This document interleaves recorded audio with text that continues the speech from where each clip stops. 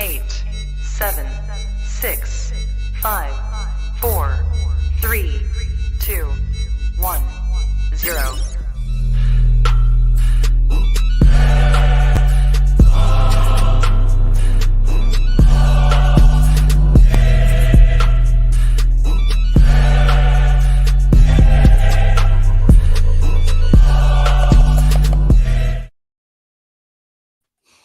Yes, people, we are live. We are back. It is the Prem panel show. Yes, with me is George, and we've got Goonally. Cass will be joining us hopefully a bit later, and hopefully so will Lewis as well. So, people, make sure you smash that like button. It's probably going to be a techie one for many, many reasons, but you know what time it is. It's the Prem panel show. You have to show up in it. You know what I mean? Sometimes you dish some out, and sometimes you just got to hold them in it. You know, them ones there. So, it is what it is today. But now, people, make sure you go and smash the like button for these guys as well, because these guys are taking time out of their day. And like I said before, people as well, just please be respectful to the panelists. You don't have to agree with what they say, but please be respectful. If you're going to be if you're going to disrespect any of the panelists, you're just going to get locked off. That's it. You're done in it. You're just going to get blocked. So big up to you, man. But how you, man, today, though? How you, man? I'm all right. I'm doing good. Not bad, man. Top of the league, man. It's not the worst feeling in the world. Yeah, I bet it isn't still. Right, let's get into it. All right, let's talk about Spurs. All right, so Spurs, you've had a bit of a up and down season, as everyone knows. Obviously, before the show started, you were telling me about Bentancur. He's potentially out for a long time. You won your last game. Was it 2-0 against West Ham? Was it West Ham? Yes. You're in full. Yeah, you're in full spot now as well. Are you looking at this now thinking, surely from here on now, top 4 is yours to lose? Or do you still feel like you're not really still confident about the project now that it looks like it's kicking on a bit more? I wouldn't say it's ours to lose, because there's still a lot of teams around that sort of area. But it should have always been the aim anyway. I think we should still be getting top 4 this season, no matter what. Because I think Newcastle, as amazing of a season they're having so far, obviously they got the final. Is it this weekend? Yeah, it's this weekend, isn't it? They got a final this weekend to focus on. I think they've shown recently as well that they're drawing too many games to sort of get enough points to sort of stay in that top 4. I think anyway, Europa League's good enough for them for progression anyway. They don't want to jump straight into the Champions League. You know, get Europa League first, bring some more players in, and they can progress further down the line. So I think 4th should be ours, but it's a long season to go still. So yeah, we'll see. Yeah, no, I fully understand that, because obviously we'll get on to my team afterwards. But Lee, I'll go to you next. Obviously, you're their eternal rival, so to speak. Obviously, Spurs have been, like I said, have been hit and miss. Remember, they beat Man City. Man City, but then obviously, I can't. Who's the game you lost to, George? Oh, what was that game? Leicester 4-1. Yes, Leicester 4-1. That's it. The Leicester game shot me, and I'm like, this is what I understand. Like all jokes aside, this is what I know where Lee's talking about, where he's saying, "Oh, your manager." But then at the same time, is it your manager wasn't given the tools? A bit like our manager. So I'll start off with you, obviously, Lee, because this is to you. But in regards in Spurs, bro, do you think it's suddenly going to click for them? Or do you think there's ever going to come to a point where you might look at them and go, do you know what? They might be in 4th now, but they're growing now, and next season they're going to be a problem? Because I think this season you can kind of see that they're not there yet. But are they a concern for next season with the form, and especially Harry Kane, if he does sign that new deal? Do you see them as a threat? If Harry Kane stays, my word, listen, like I don't think highly of him already. So if he does stay, then he's just he's absolute knobhead. But listen, it is what it is. If he wants to stay at Spurs, then let him do what he wants to do, right? Ultimately, what I will say is I think this season it's going to be really difficult for Spurs to get top 4, only because of their midfield. They seem to have quite a few injuries. It is a bit of a problem, yeah. Yeah, and you know what? Look, like I said a couple of weeks ago when Spurs beat Man City for us, I wanted them to get top 4, and I'm not going to back down from that. Like, I don't care about the whole rivalry thing. I would prefer them to get top 4 than anyone else, because I know next season they'll do the same crap and they'll be rubbish anyway. So they might as well get top 4 this season. And yeah, listen, let them keep doing what they're doing. let them keep doing what they're doing. So yeah, like I would prefer Spurs to get it than any of the other teams right now. But look, if they can hold off the likes of Newcastle, then look, they deserve it. Like last season, they beat us and they picked us wholeheartedly. They deserved it. Yes, we bottled it, but they were in a position to take it, and they beat us to get there. So I can't even, hate like Spurs in that position because they beat the same team that was kind of going up against them. So yeah, listen, Conte, you know my feelings on him. It seems to be games where he's not there, you win. Coincident? I don't know, but yeah, I don't know about that one either because the last, as I said, the two big performances you've seen this season, he's not been there. So I mean, we'll leave it for the. Maybe you should have just not played. He should have not been there for the North London derby, and you may have turned up. But I don't know. Like last year when you guys didn't even turn up for the first one. That's all right. That's cool. Yeah, listen, man. I've actually have a genuine question for you though, because I'm actually curious because I know you slander obviously Conte every week pretty much, but who is there a manager that you have in mind, or anyone that you can think of that actually you genuinely think would make us a much better team with the exact current team that we have right now? The thing is with that, and it's the same thing for Liverpool fans when I say Klopp isn't the guy that's going to take them to where they need to go. I don't think that fans should be thinking that there's no one else because we don't know. I could say to you, bring in Sam Allardyce. I don't know Sam Allardyce isn't going to do a better job. I'm not saying he will. The probability is that he won't do a better job. I understand that. But it's not for me to think about that. We didn't know about De Zerbi coming in and would do a better job than what I was going to call him Harry Potter. Graham Potter did. Yeah. That's me. But my thing is that there's actual proof of a manager coming in and doing better who wasn't really on people's radar. So if I said to you that if I named you if I said to you Roberto Martinez, Brendan Rodgers, I don't know, I'm just giving you names, you're going to say no. But we can't say that. And it's the same thing for Liverpool fans when they're either Klopp in or Klopp out. We can't say that there aren't better managers that can do a better job because we don't know. You can't be scared. We got rid of Arsene Wenger, who was there for, 21, 22 years, whatever it was. And we had to move on. And we got Emery, who was a good replacement. And then, obviously, it didn't work out. But then we've now moved on to Ljungberg.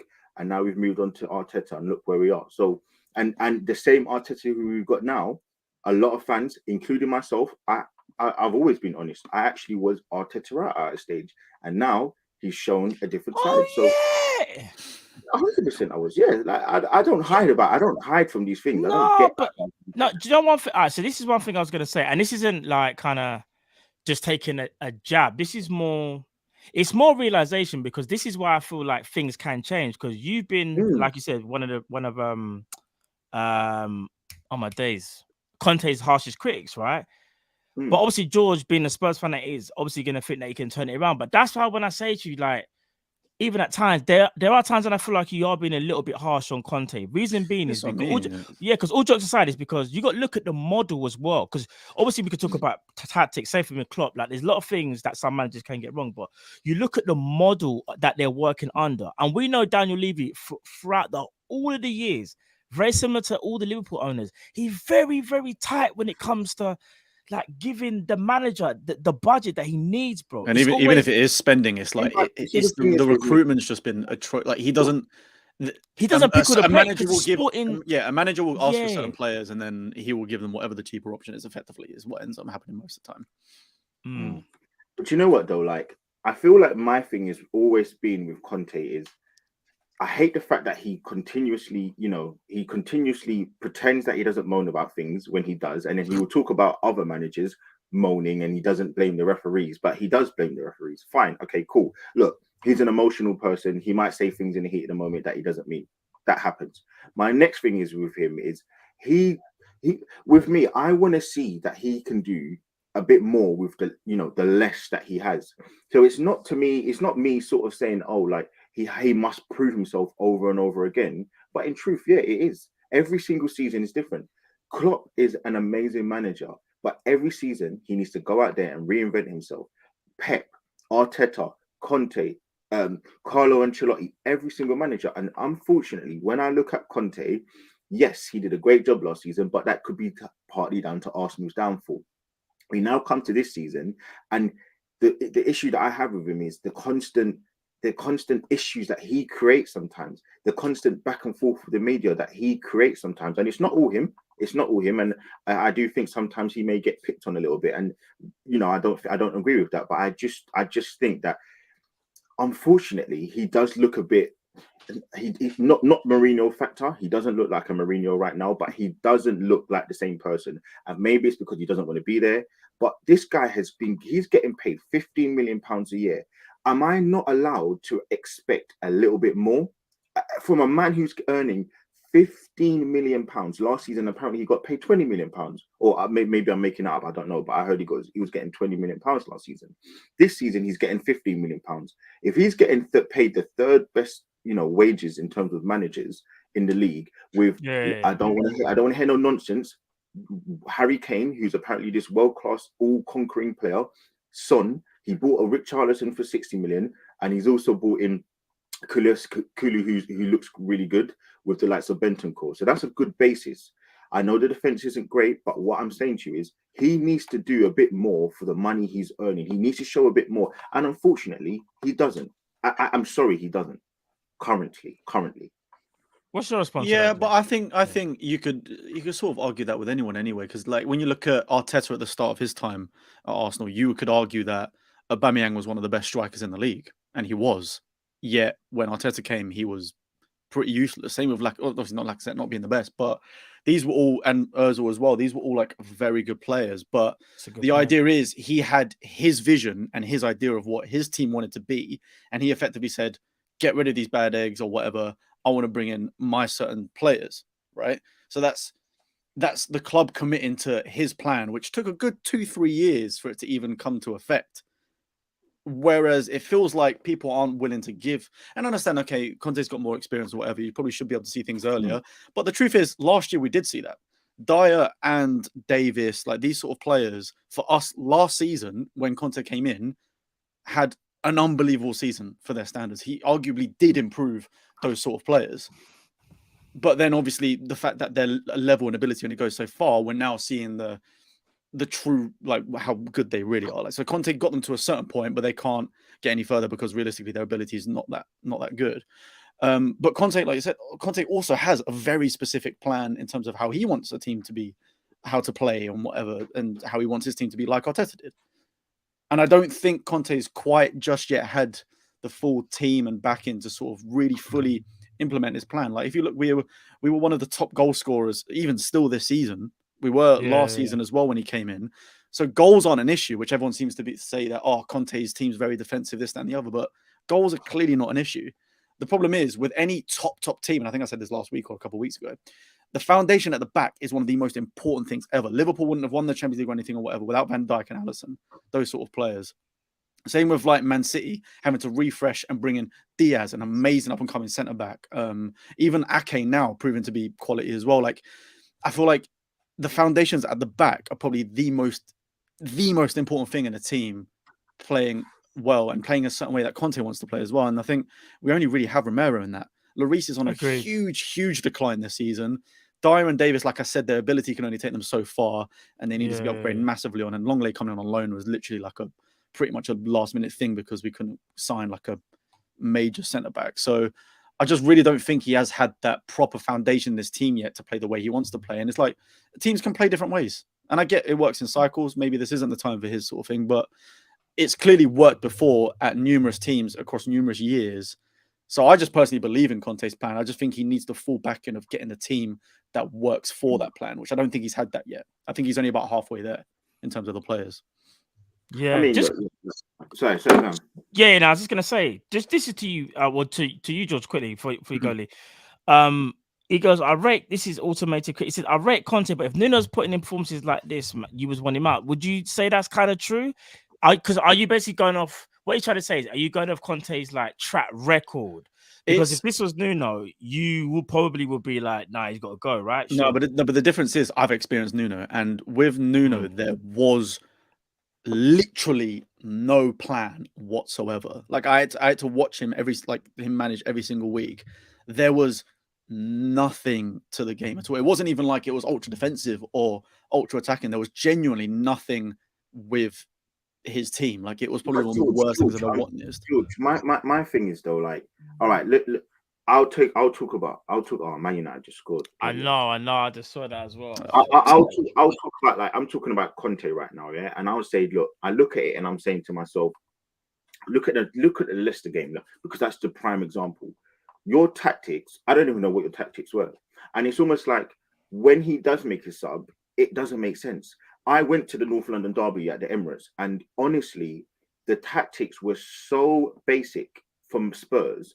It was diabolical. It was genuinely like, I'm trying to sit there and I'm like, Conte, like, why are you making it so easy for us? Like, as an Arsenal fan, and you would know because when we play you, even in your better periods when you had a better team than us, you would still kind of go into the game with trepidation because you know that we can still beat you. So North London derby, but I'm going into that game worried because it's a North London derby. When we get into the game, I'm like, why is this so easy? Like, why is Conte making the game so easy? And that's where I go. Like, my thing is going off that comment that Matt put up with the whole Nuno thing and Conte thing. Yeah. I just think to myself, like, and I've been saying it, and unfortunately, there isn't a huge difference. I'm trying to be as honest as possible, but there isn't a great difference in terms of the tactical stuff and, you know, the substitutes and the way that, you know, that the team will respond when they go down and stuff like that. Like, these are the things that I'm seeing, and I'm seeing it more times than I see good things with Spurs, genuinely speaking. I think is I to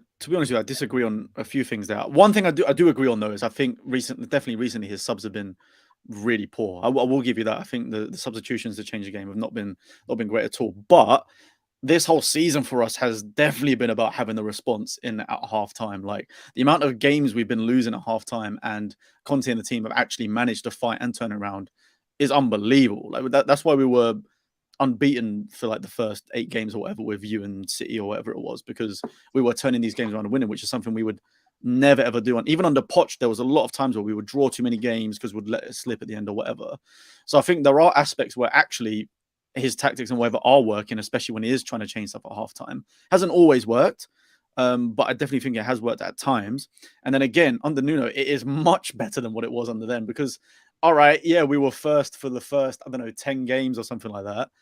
But then we rapidly declined down to 8th, between like 8th and 10th under him. Whereas we've now gone from Conte only coming in like last November to getting top 4, being in the Champions League, and then this season still again in the top 4. And at this point, I think we actually have more points now than we did at the same amount of games last year. So things aren't actually worse. Like there are definitely games in isolation, like the Leicester ones, where yeah, the tactics were poor or the game was poor, which obviously the consistency isn't quite there all the time. But we're definitely improved on points. We're definitely improved on scoring. And there are games, okay, Conte wasn't there, but it's still his methods and his plans. But the Man City one, we tactically outclassed them. So it's not like it can't be done. Do you know what I mean? It's just not happening on a consistent basis for everyone to see it. But it is happening in times throughout the last year and a half. That's why I believe in it, because I've seen it quite a lot of times in the last year. You believe in the manager, and you believe that this guy's earning his £15 million a year. I believe in the manager. But do you believe currently I don't care about his wage? He's trying to say he don't care how much he gets paid. He's just saying from what he sees, he can see a plan, he can see development, he can see some fruition, and he can see something at the end of the line. Whereas, because you have to be honestly, even you yourself, like I say again, like you, maybe when you think about it now, maybe didn't give Arteta enough time because you were like, obviously I don't know your reasons, but like I'm sure you probably were just fed up with like bad results and performances. But then look how he's turned it around, and that's why when I say in football, you have to give people time. It even goes to say, like, I think the difference. I think my only thing I was saying in response with the difference. Did I freeze or did my? Oh no, so yeah, no. No, you're not freezing. Yeah, you're good. Myself and Arteta and the Conte thing was in the first 6 months he won the FA Cup. He did beat a few hard teams to get there. You then think about the next season. It just seemed that he was an enabler for the board. He kept playing these like maybe weird plays, and the plan didn't seem to be there.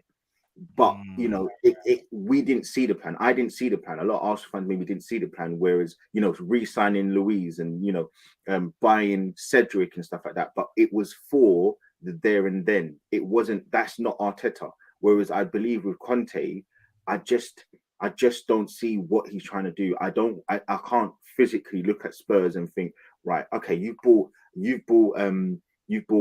I know Jed Spence wasn't his signing, but you've bought Jed Spence to do this, or like I just don't really get. I don't get his ideas of what he wants to do. I'm not sure what Conte is about and where he's trying to go with this team. Is he trying to do another Inter Milan job? Is he trying to do another Chelsea job? There's all these different things. I don't know. The thing is, I actually think it's just it's not even a counter. It's just another point. I just think it's a different experience for him as well, because at the end of the day, he said in numerous press conferences throughout the whole year that he understands the limitations with the club. Like he already said, like, I know I'm not going to get the money that I had at Chelsea or this, that, and the other.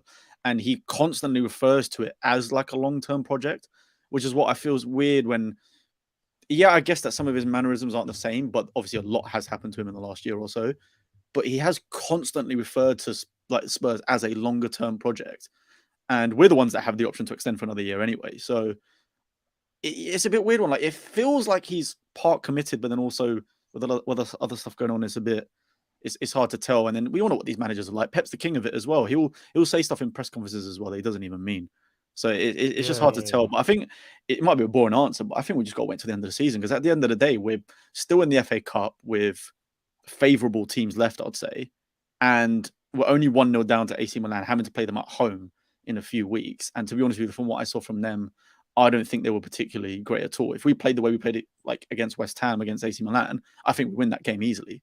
So it's one of them ones where we're still in these competitions. We're still in top 4.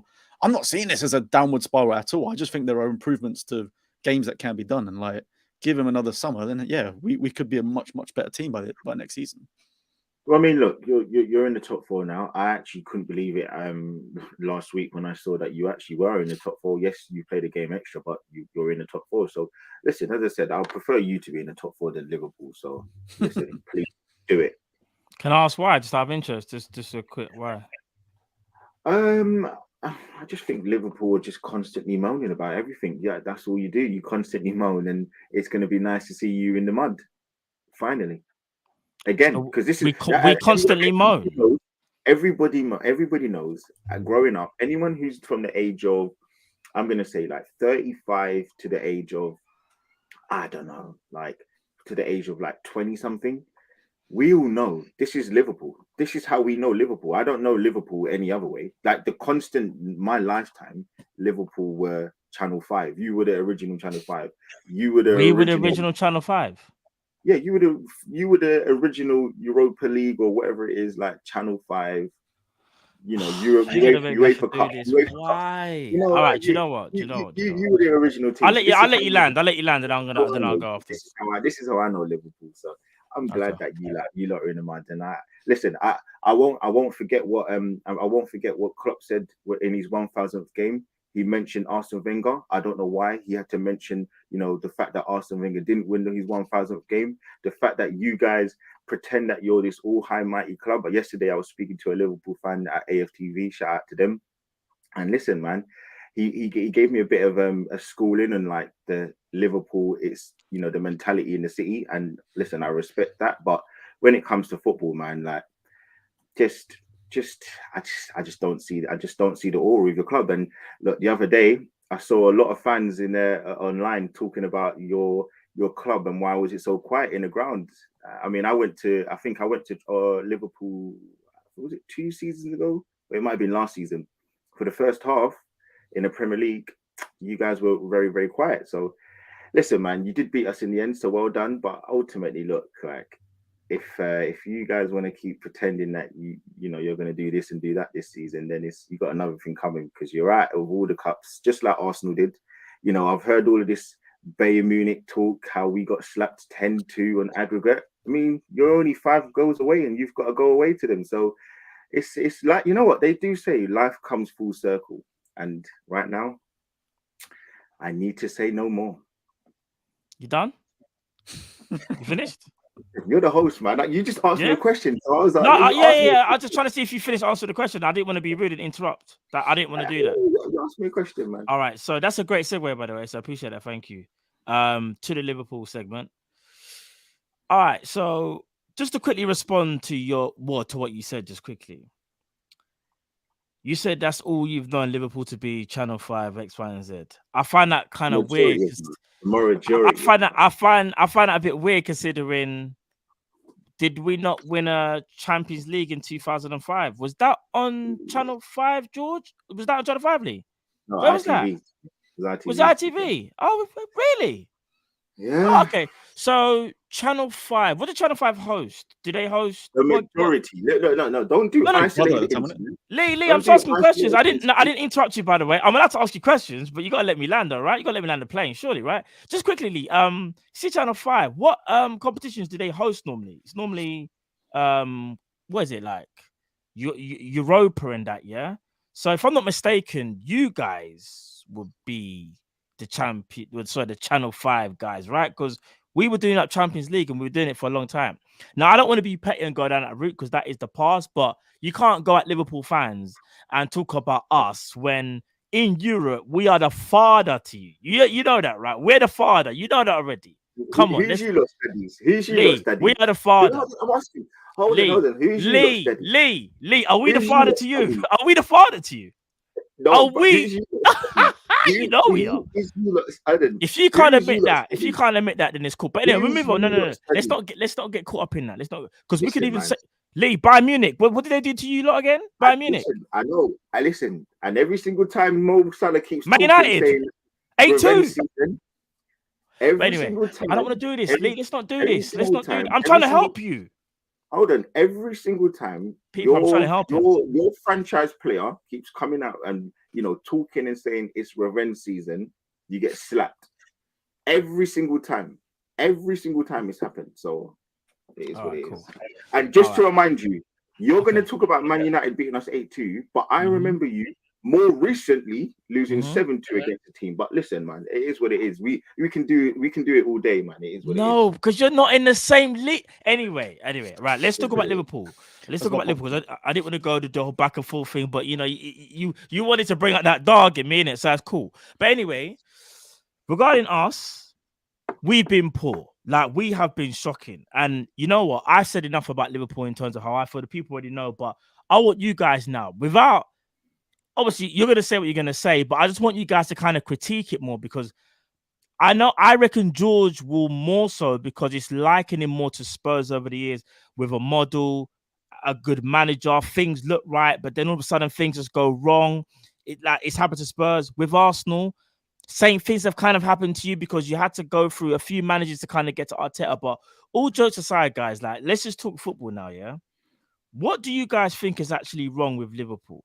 Do you think it's the owners? Is it the coach? Is it both? Does Liverpool need a whole change? Is it something that we can come back from? This is me now. I'm in host mode now, right? Man like Matt is the host. I'm not the guy that's gonna go back and forth with you, man. I just want to get you man's footballing opinions on this. So, George, I'll go to you first. What's going on with Liverpool, bro? I think there's a couple of things. I think aging team. So you've got the midfield is obviously a big one, because you've got a lot of aging players there, and then there's big trust in the likes of Elliott and I don't know how to pronounce his name, Bajcetic. Yeah. There's a lot. Then there's a lot of trust in like youngsters as well. So there's no real balance in the midfield. Secondly, losing Mane was huge, because Salah last season went missing after the African Cup of Nations. He went missing after that, and Mane was the one that picked up the slack for the second half of the season and got you to where you were for obviously the trophies and whatever, and for the second half. So I think losing him, and then you're trying to replace him with these other players like Nunes, and it's not cutting out for him. I don't know. I think it's just there's quite a few issues with personnel in your team, I'd say. And it's just sort of let you down. And I don't know if it's maybe then up to Klopp to not then maybe change his tactics for what he's got or whatever, but I think there's a lot of work that needs doing in your team, to be honest with you. Because I think, like, if you think of, I think even Sir Alex Ferguson said it most as well, is you need to change, and Pep as well. You need to change a team every 5 years. Like, to be fair, Lee said that needs to change every 5 years, and even then, I'm pretty sure that all these elite managers are saying you still need to sign a player every window to keep things fresh and keep things changing. Whereas, obviously, you guys have literally done what we did with Poch. You went from like Klopp joining, Poch joining to really crap teams, let's be honest, to then building out a really quality team. But that took time because we don't spend hundreds of millions every window. But Do you know yeah, what we're I mean? not like So, everyone else. so Yeah, you we've got took bills to those pay. sort of 5 years or so, or whatever, to get to this team that took you to the top level of Champions League and Premier League, whatever. But now the problem is you effectively need to change that whole team because a lot of the players are getting old and it's sort of getting a bit stale. So there's a big refresh I think needed at Liverpool if you're going to stick by Klopp. Otherwise, you are genuinely going to have to just bring in another manager and just change your plan completely, because that's effectively what we had to do, because it just gets stale if you stick with the same thing over and over again. So yeah, no, I agree. Lee, is there anything you did from that, or do you agree with everything that Joe said? Or Listen, man, look, like, we can talk about the manager. I think he's out of his depth now. People ain't going to agree with me. I saw him on the sideline, 5-2 down, smiling. I see him bringing excuses week in and week out. I see him being absolutely out of his depth when it comes to making tactical in-game changes. I see him even prior to making weird decisions. I see him bringing on Milner, giving him a new contract. I see the fact that Van Dijk looks like he's falling off a cliff. I know he's come back from a big injury. You have to give him time. I see Fabinho with the absolutely biggest disaster class I've ever seen from a top player. I don't know what is going on with Fabinho, but he I looks don't know to be terrible. I see that Liverpool fans are overhyping this Stefan Bezešić, whatever his name is. I don't want to disrespect. no, he's him. 18. He's 18. Overhyped. I've never seen someone overhyped before. I saw a stupid 5-second, 10-second clip of him opening his body, and he made a run through Newcastle, and this is what made him better than Iniesta, apparently. Oh my God, Stefan Bezešić, this guy is so overrated. It's unbelievable.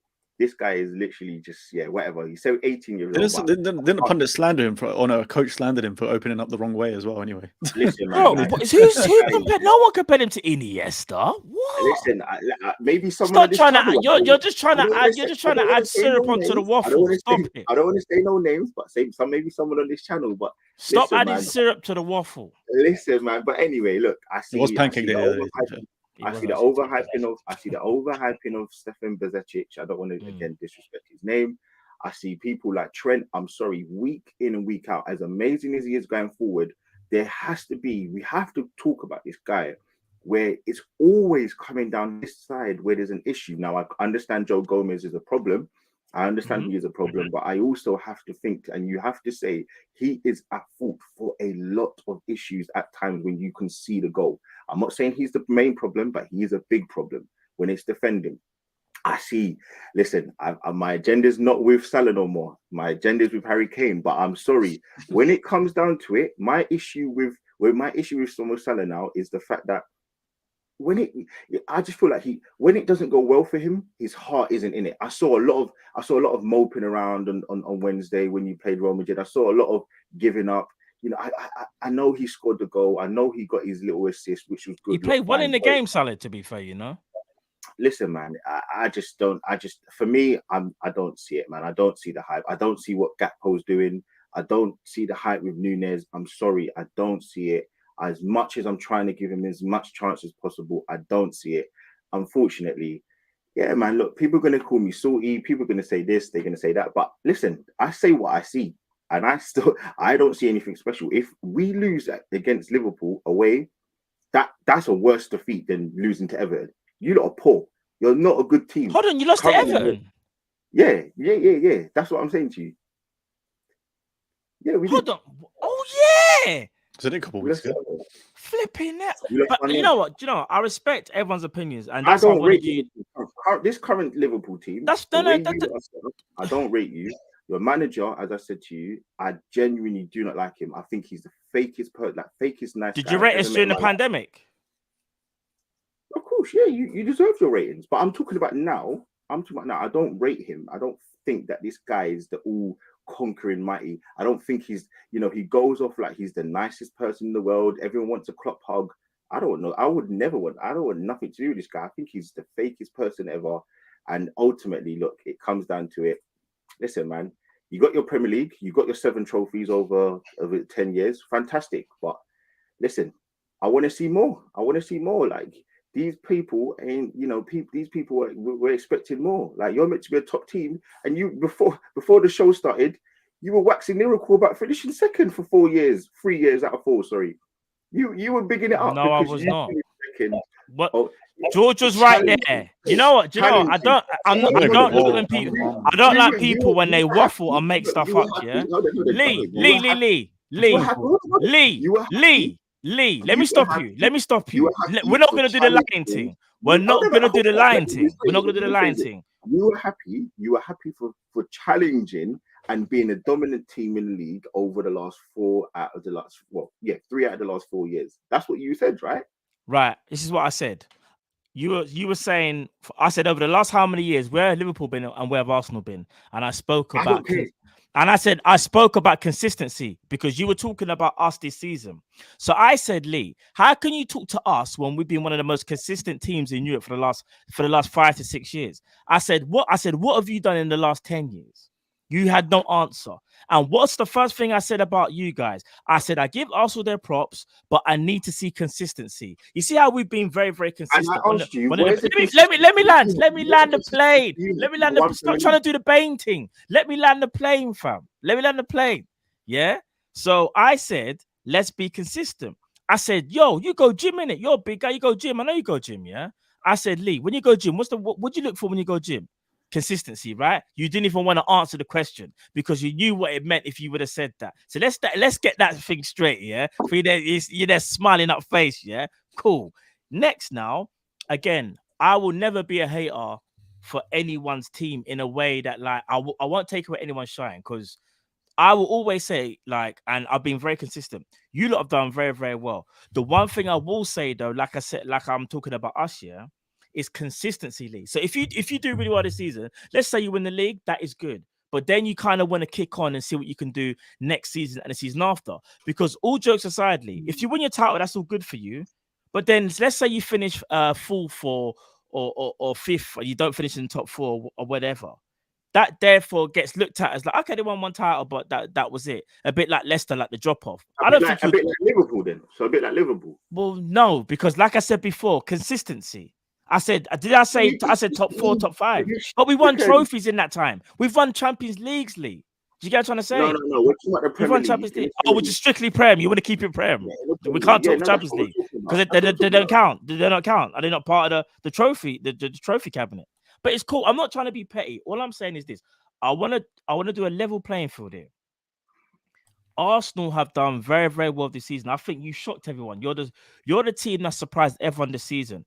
But you have to put respect on other teams that have been more consistent than you over the years.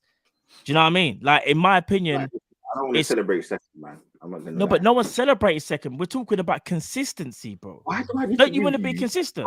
Why would I need to give any team that finishes second big up, Lewis? Finishing second. I don't. My God. I don't care about that. No, but it's not about that. It's about, listen, George, like, obviously, George, I don't only say either teams, but do you understand the argument? Because as good as someone can be in one season, it's about consistency, right? Like, if someone has a breakout season or someone has a very good season like a Leicester, you give them their props. But if they fall off after that, it's kind of going to be a little bit tainted. Like when you just say, yeah, they won one title when they didn't do nothing else. I think that's what I'm trying to get Lee to understand. That Arsenal have just started their journey. Let's see what happens. I'm not trying to say don't be excited for if you potentially win the title. But what I'm saying is there's still years after this where you've got to prove to everyone that you can do it again. Do you know what I'm trying to say? Do you agree with that, George, or you disagree? Hard to tell because we don't win anything, so I don't know what the. No, but you get no, but that wouldn't even. No, but you know what I mean. No, I know what you mean. Like, I feel like I can only speak as an outsider, but I feel like you want to be the top of an era, right? You want it to be like your era, sort of the way, Chelsea had theirs, Man U have had theirs. I mean, even Arsenal had theirs, obviously, end of the 90s and early noughties. So you sort of like, I guess you want that era as well to be like fully remembered. Leicester's a bit of an outlier though, because it's like a team that went from nearly relegation to winning the league and then sort of back down there again. But yeah, I see what you mean. No, I hear that. Big up Lewis as well. Lewis just joined. Lewis, I know you just joined in, but we're talking about Liverpool and obviously like the problems that we have We'll get on to Chelsea afterwards. Actually, you come at the perfect time. We don't have to. We don't. Have Oh yes, we do. Oh yes, we do. Because I can't lie, I'm not taking all this heat on my ones, bro. Don't. I'll back it though. Don't get twisted, because Lee thinks he's Bane right now, but it's not happening. But just Liverpool though, Lewis. From an outsider's perspective, do you think Liverpool's problems are similar to yours, or do you think it's a completely different story where you're looking at it going, this club to us can't compete with us financially? They've got a manager potentially where you might feel like he's done what he can with this squad. What's your thoughts on Liverpool, bro? I don't know, because like there's similar issues in terms of the midfield and everything. We both have terrible midfield issues. Going forward, I think you're a little bit better because you got someone that likes Salah in the team and Firmino as well whenever he comes off the bench. It's a bit similar, but I don't know with you guys, because I'd say give Klopp the time to rebuild, but I'm also thinking like we've been here before with Dortmund, where he's taken a team to the top and then left them right back where he picked them up from. I don't know, because there's different factors. You have the financial thing as well. You don't really know what's happening with your owners. I think you lost the Saudi bid as well, so you still have to find another potential owner to take you guys over. It's a bit different because our long-term future is secured. We know where we are.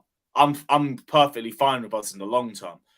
You guys, though, we don't know. All depends on what owners you pick up. So, and also the owners you have now, they're not going to put as much money into the club until you sell it up. So it could get worse before it gets better for you guys. It really could. Yeah. Anybody else want to say anything on Liverpool before we move on to? Listen, man. I remember November.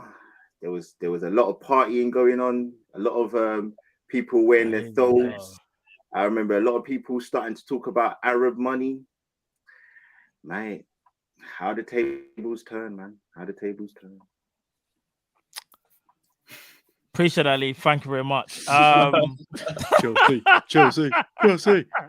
Anyway, right. You know, that's a great segue. That's a great segue to Chelsea, because Lewis, I know you sat here now for many weeks when you bought all your players, you were just like, as long as we avoid relegation, like you're calm, and you kept on going on. I remember you kept on saying, listen, Matt, I don't care, 40 points. That's all I care about. It's 40 points. I don't even know how many points you got at the moment, but 31. Bro, what? 31 points. I thought we was in the mud, bro.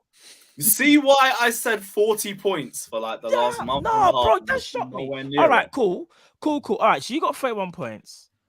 Bro, be honest now. I know that may be still your first thoughts, but are you worried, bro? Because I'll be honest. When I saw the scoreline last week, you lost to Southampton at home.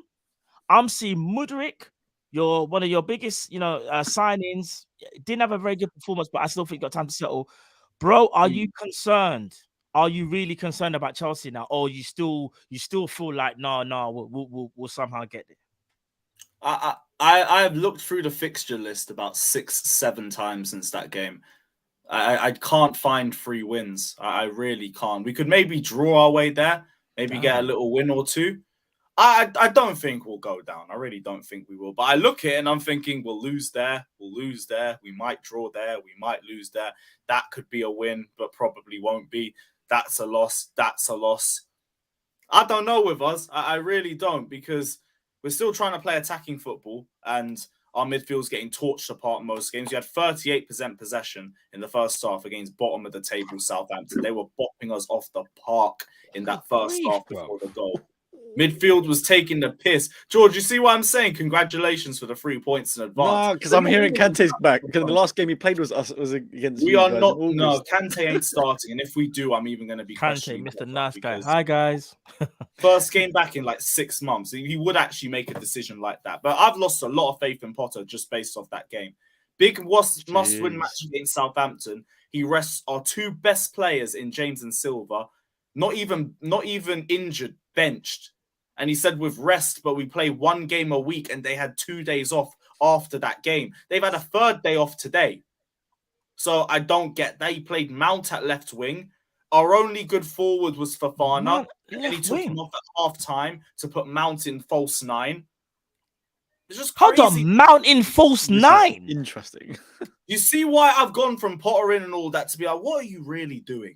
Yeah, I'm not What gonna are lie. you really doing? I hate to Because say It that's sounds not- like he's trying to suss his team out still, because there's a Yeah, lot of but new that's ways but to get bro, used but to. no, but bro, we're all football man here.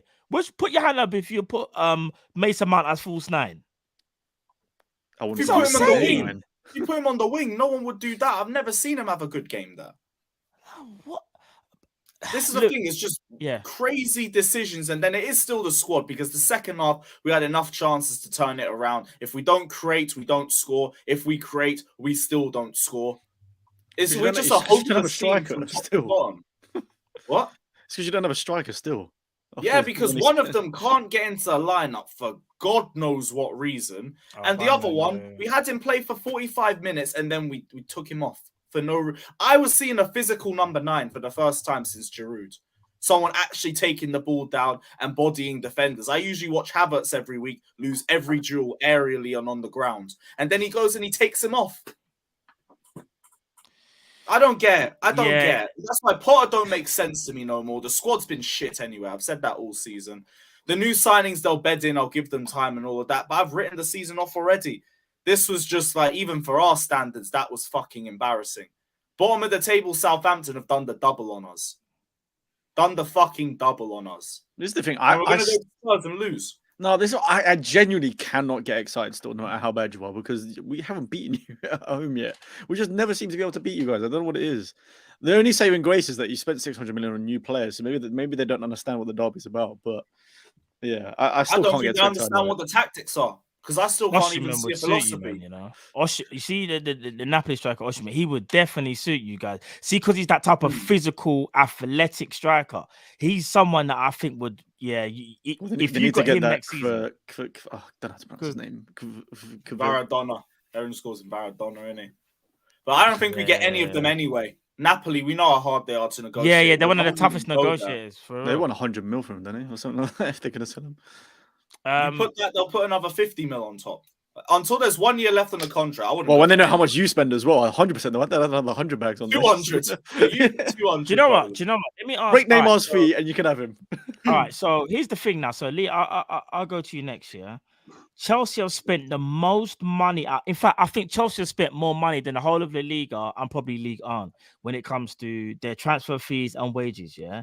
Now, obviously, we know it was never going to be like the quick fix, but bro, from the outside, what on earth has happened? They've spent 105 million Enzo Fernandez. They've spent about 80 million euros, I believe, on Mudryk. I think it's 70 up front, or it's 100, whatever it is. Let's just say 70 for now, whatever, yeah? They brought in how many players this season, and they lose to Southampton. But not only that, they're not even really winning games. They haven't got into no flow. Lee, you see Chelsea. Do you think they've gone about the rebuild the wrong way? Or do you think this is just teething problems and they'll fix it, they'll solve it? The weird thing is when you look at Chelsea's players that they brought in, they actually look half decent, some of them. But my thing is similar to when I was talking about Man City, like this whole 40-point thing is mad. A couple of weeks ago, Liverpool were down in 10th. They actually went on a little run, and now I believe they're up to 5th or 6th in the league, and I think we're 8th, but we've got 2 games in hand. I think 2 games in hand. Yeah, 2 games in hand. Yeah, it takes you up to like 5th if you win them. I think take us up to 5th. Yeah, and you can be 2 points behind. One of them's us. 1 point behind. Yeah, don't do that. I'm not doing that. You can be 1 or 2 points behind the likes of Spurs and obviously close to Newcastle. Yeah, Chelsea have had the same opportunities to do these things, and unfortunately, this whole 40-point thing is actually ridiculous. It is actually pathetic. It's so ludicrous that they are trying to say, "Oh, it's 1 game at a time, 40 points, la-di-da-di-da." It's actually mad. It's nonsense. But look at the way we're playing. Hold on. It's not your position as well, right? You're losing to Fulham. You are losing to teams. You are losing to teams that are poor.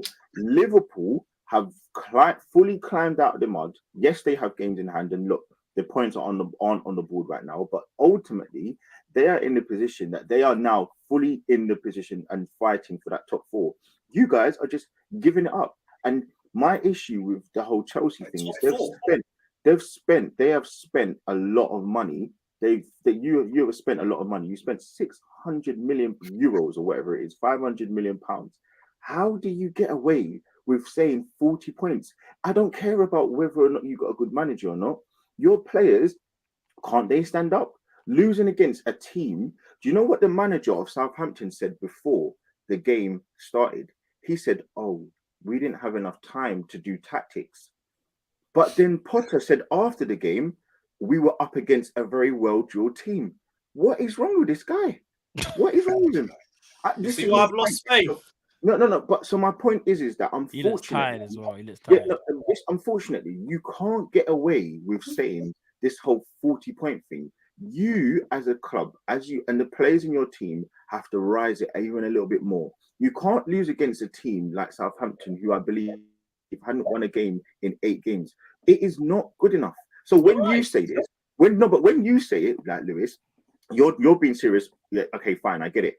But like, you enable the crap because you're almost allowing these people to say these mad things about 40 points. You need to be saying, well, you know what? No one else is saying 40 points, bro. This is me. No, I'm This seeing ain't a a lot club thing. I'm the only one saying 40 points because I have no faith in the manager or the squad. Listen, This ain't a Chelsea thing. This is a me thing, bro. Um, Like, that's not the club. You can't say the club can't have to be held accountable for it. They still are trying to think of top 4. I have no faith in that. One Top second, 6, one second. no faith in that. but Just give me my 40 points, and me personally, I am signed out as soon as we get to 40 points. You can't sign out. I am signed out. Liverpool were below you, I believe, when you played them. I'm sure they were. I thought they were 10th and you were 9th, and they haven't signed out. They haven't signed out of anything. We're not Liverpool. But my point is that you were in the position to do this. There's 15 games left. And that says more about Liverpool for being closer to us than us. It says you've got 15, 16 games left and you can still put a little run together. We're not asking. You know what, Lewis? We're not Put asking. a run together. You haven't watched Chelsea week in and week out. They can't even run. The point is, you're supposed to be, right? My point is, Lewis, we're not asking you to beat Man United. We're not asking you to beat Arsenal. We're not asking you to beat Spurs. Well, I mean, yeah, we might be. But my point is that we're asking you to beat the 20th place team in the league. We're asking you to beat your local That's rival. why this game was my turning point with Potter, because we didn't even beat Southampton. I agree. Everything you're saying, I agree with. But this squad is not capable of reaching any standards that you expect. Is it Potter I out? want my 40 points and I'm moving on. Is it Potter out? It's as simple as that. Is it Potter out? Is it Potter out? Potter's not going. That's the thing. But No, I'm asking you. Is it Potter out? Yes. We ain't going anywhere, so it don't make a difference. It don't make a difference. You know what? Just people. Listen, Cass, welcome to the show, brother. Appreciate he's able to join as well. And people, just make sure you smash the like button and make sure you subscribe to these lot as well, because they take time on their days all the time and they are great content creators. I ain't just saying that, but they are. Now we brought on a Man United fan. It's about to get even worse. I don't need no segment. I need a bet. You know what? People that are on Kop-Ish, you might as well start tuning out right now. If you don't like listening to me, Senior United, fuck off home. You know what I'm saying? Like them vibes there. Like, you know what I mean? So first and foremost, George, Matt, put some respect on my name. Please put me at the top next to Guna Lee. I don't deserve I don't deserve to be next to this bum called Chelsea, aka Lewis, and 40 points. Please, no, please, Matt, put some respect on my name, if you don't mind. Are you being serious? I'm being serious. Are you being serious? I'm being dead serious. Matt, I think it's actually the audacity that you're actually there in the top row at the moment, but you're actually like the host, so I have to respect it, innit? But I was gonna say, don't forget what the host is. Yeah. Let's not do that. Of course. I hope you like my video of you yesterday. So I didn't even see it, you know. Someone sent it to me still. You went on Bleacher Report. George, can you kind of come down here, please, if you don't mind? I can't touch it, sorry, I'm afraid. And I think there is. Cass, when you come in with this type of energy, this is what happens. But anyway, I'm going to ask you this question because I've been asking everybody. I'm going to be quiet. Okay. All right, cool then. One thing I'm going to ask you, though, is this. You can either get involved or you don't have to get involved. I'll say this, though. With Chelsea, because we're talking about Chelsea, we're going to go to Man United. We'll give you your flowers. We're going to give you your flowers. Don't worry. We'll give Man United their flowers. But we're talking about Chelsea first. Oh. No. I have to ask him. But I've asked everybody what's going on with Chelsea. Yeah. They spent all this money They've bought Mudryk. They've bought Enzo Fernandez. You got the name wrong. Sorry. Britney Spears. Wow.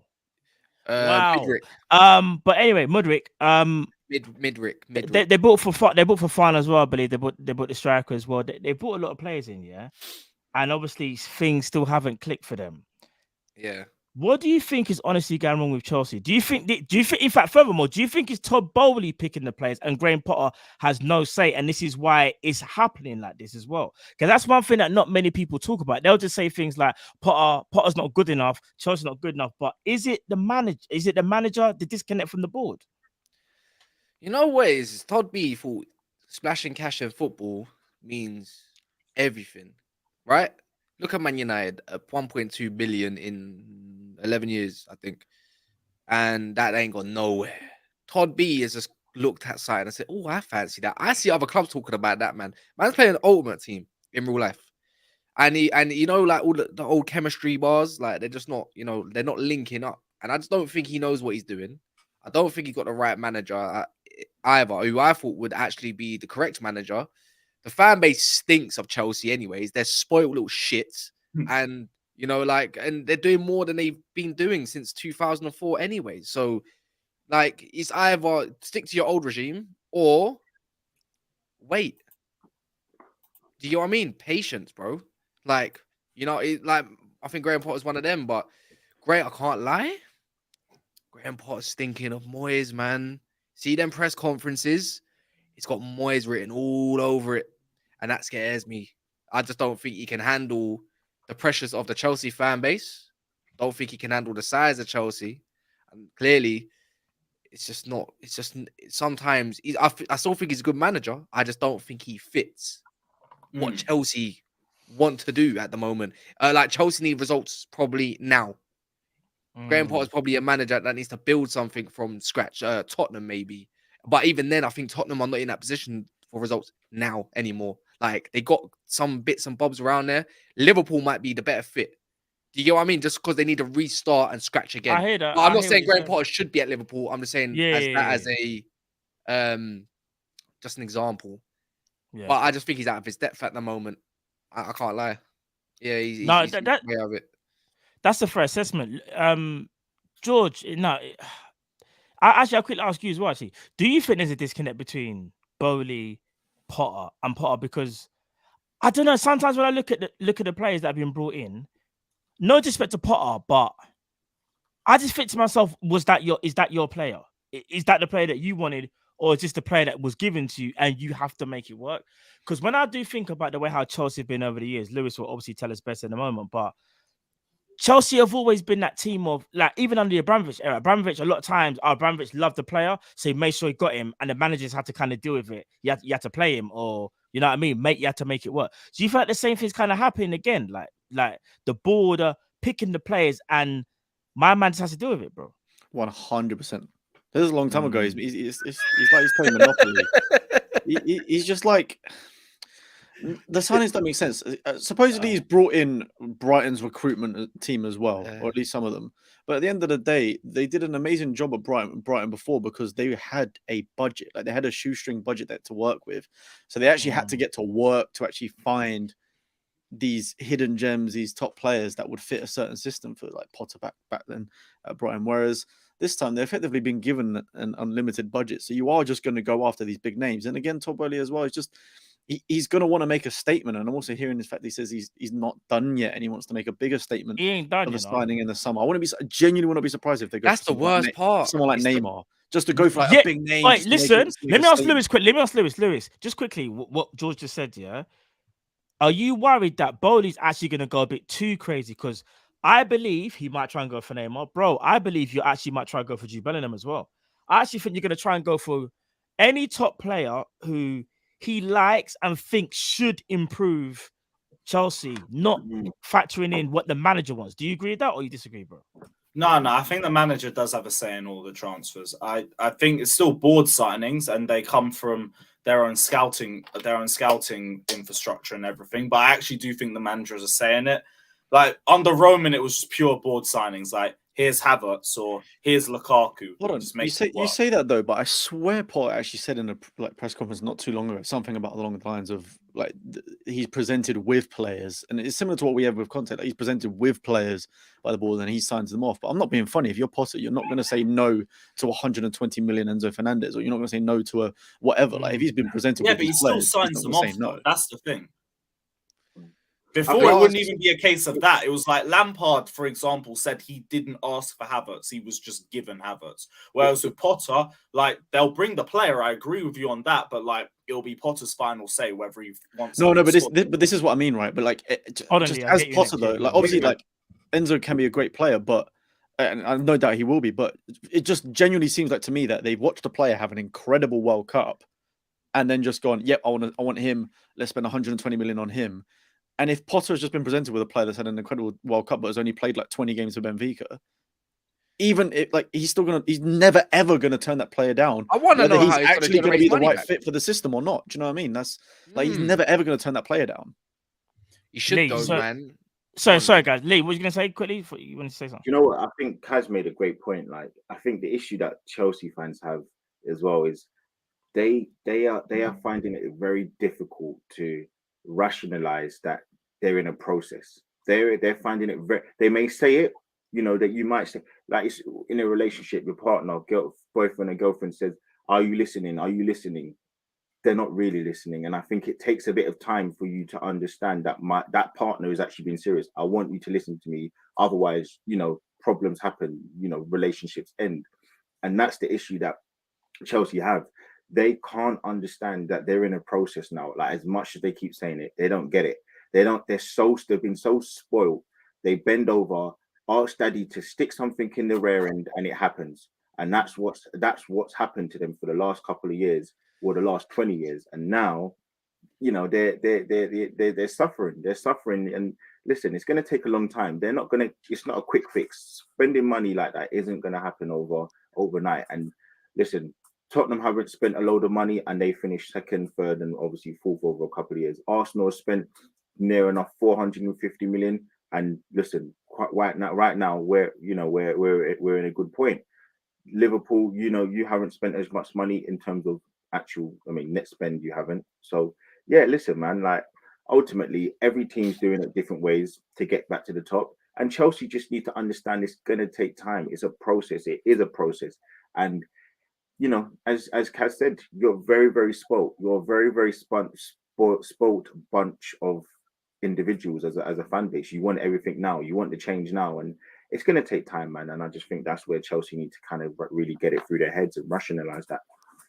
I'd agree if Potter was showing us something. That's the problem. I'm seeing poor game management, decisions made in game, questionable lineups.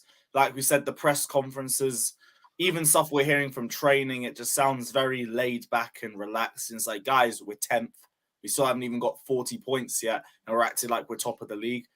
That's where I need to see more from Potter. I agree. Like, if he just showed us something, showed us a philosophy, even like the likes of Maurizio Sarri, for example, he had a crap squad, but I knew what he was trying to implement within a matter of games. I do not see that with Potter.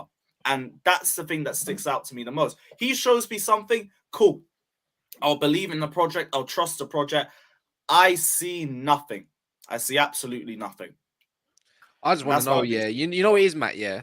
They're going to spend more money this summer. I wonder, when it comes to 100%. balancing books, how the fuck are you going to regenerate all that money back? Like, not all of it, but a lot of it. Like, it ain't coming from the fan base. I tell you that for free. Not with that 40,000 stadium, if it's even that much. You know what I'm saying? So I want to know what repercussions are going to come back. Huh? It went down with safe standing. It's just, it went down with what? Because we had safe standing in Matthew Harding, so they took a few of the seats out. Now it's a lower allocation.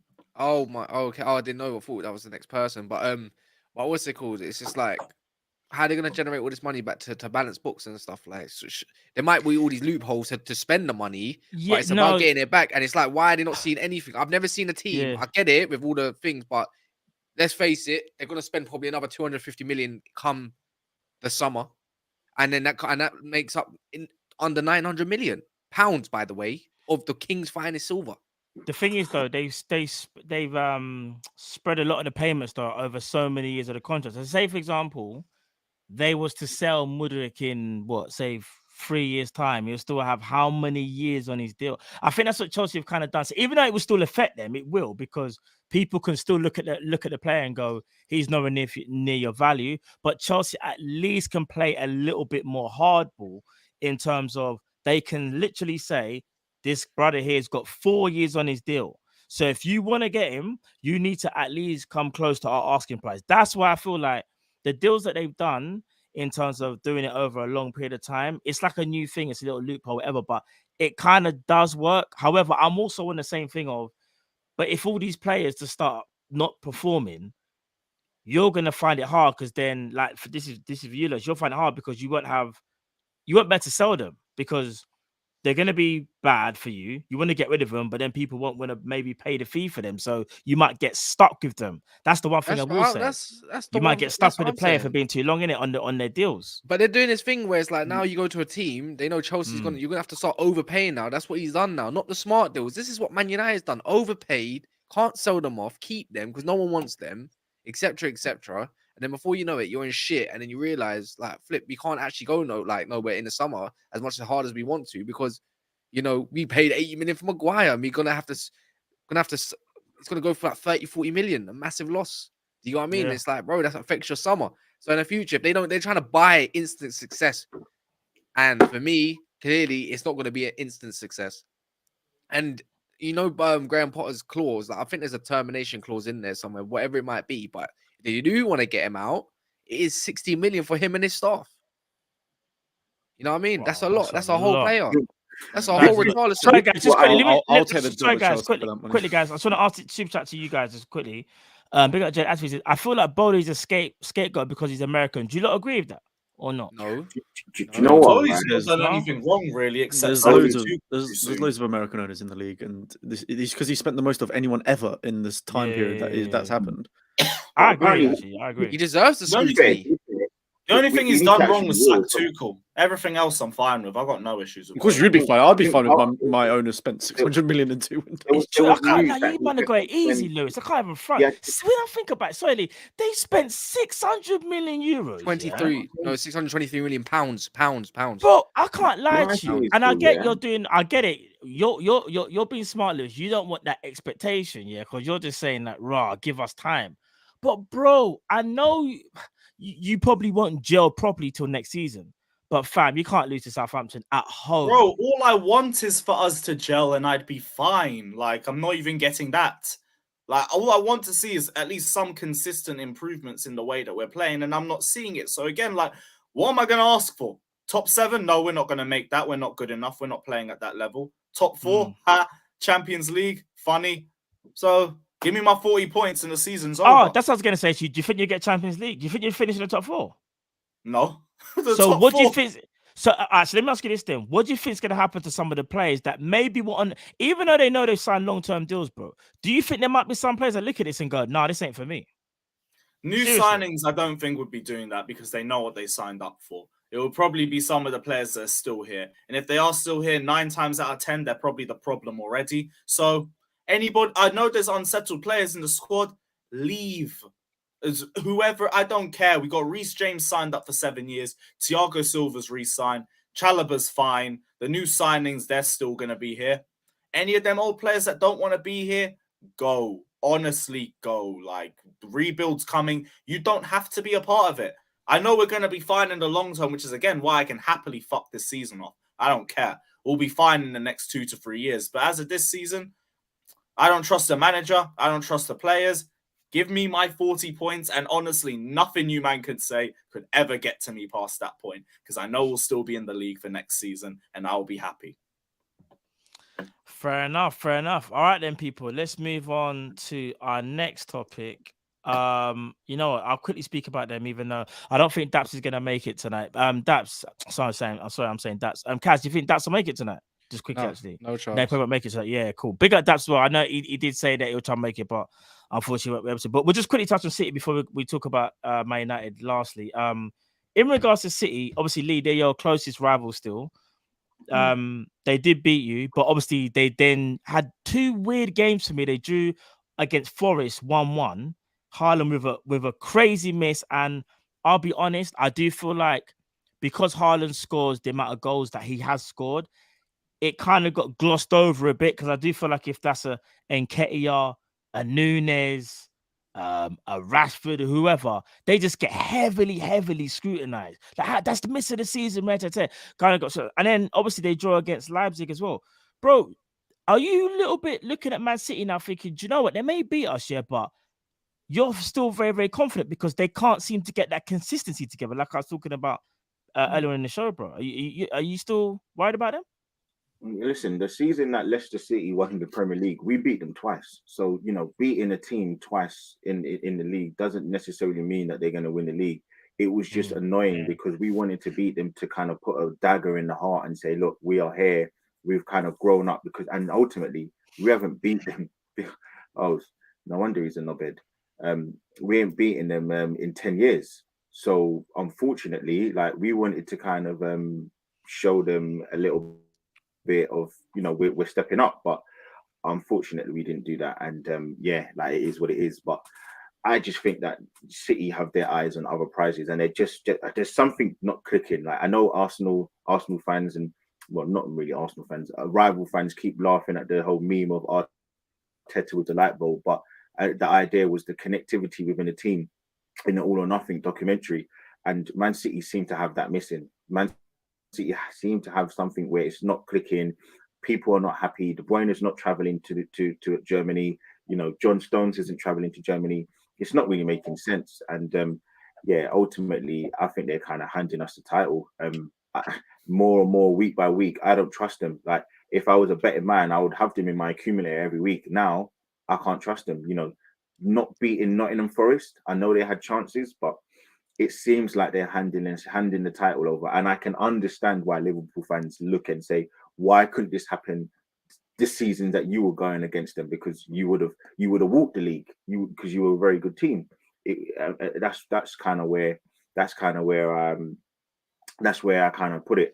And yeah, anyone that has a problem with me, like, if you go back and look up what Barry was saying to me, I kept my mouth closed. So look, like, it is what it is. People can't come on here and start saying mad stuff about me, and then, like, he's a little kid. So yeah, you're lucky I don't teach you, because I would have made you do some unforgivable things, mate. So yeah, it is what it is. Actually, I'll give you some insight, Matt. I did call that. So like, me and Dad's had a phone call. Let me tell you now, City fans are not even confident they're gonna go to Bournemouth and get points. They don't know.